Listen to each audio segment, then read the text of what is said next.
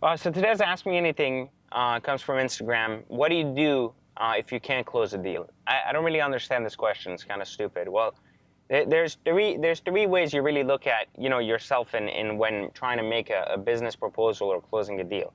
You look at yourself as the individual selling the deal, who you're selling the deal to, and what the deal is about, right? Like what constitutes the deal.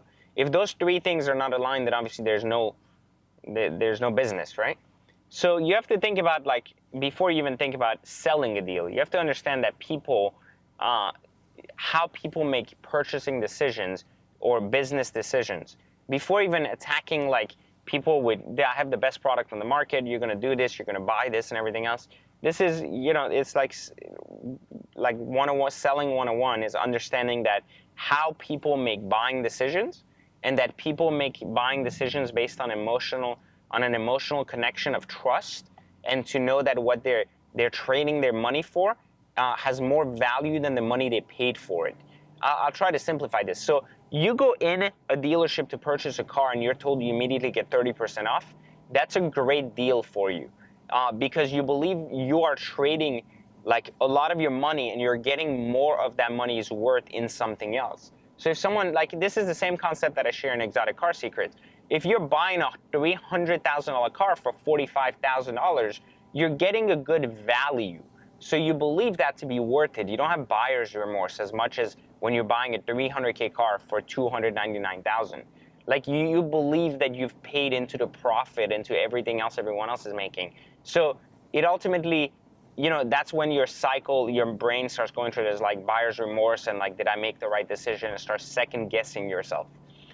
Very important that early on you need to understand that value drives business connections, and value drives business deals. So when people that are doing business with you believe they're getting more value than what they're paying for, you're going to go ahead and have a deal in front of you, and it's going to be a closed deal. If you can't close a deal, you need to go back and rethink about the elements of why you're not closing the deal.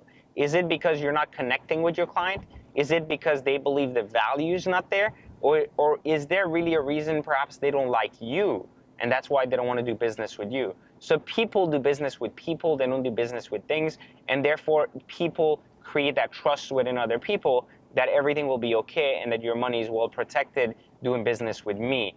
It doesn't mean you're going to give them money back, doesn't mean you're going to sell them something cheap. Remember, don't confuse price with value. Value is simply what someone's perceived value is of what they're paying for. Price is just kind of what something costs.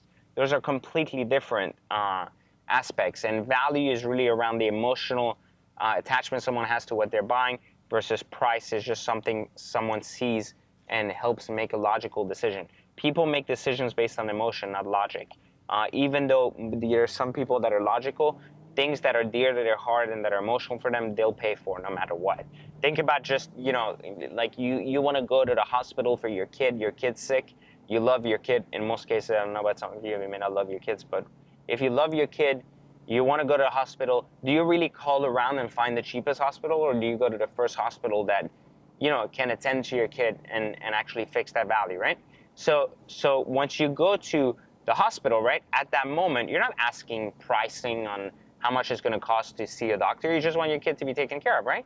It's only after you've made that decision that you argue pricing once they give you the bill. You're like, what do you mean $2,000 to stay in this one bullshit room for like 10 minutes, right?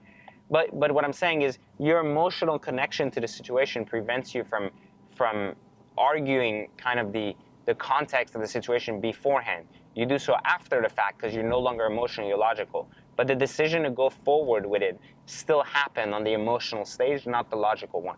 So remember that when trying to sell deals. Remember that about selling. I know a lot of other great people in the academy that we have teach, especially at secretacademics.com. We teach. Grant Cardone teaches a little bit about his sales strategy. And then we have a few other members and academy teachers who have talked about how they look at selling and how it's helped their businesses rise to 7 figures. So definitely check those out as well for future tips. I'm not the only person that knows how to sell something. There's thousands of people that have done a tremendously better job than myself at selling. However, the psychology of selling is no different for anybody. It's really about hitting the buyer at the emotional level where they want something, and they understand that they need to act now to do so, and they're getting better value for their money than what they're trading for it. All right, today's Ask Me Anything is about creating your path. Someone asked, what advice do you have for people wanting to find their paths? And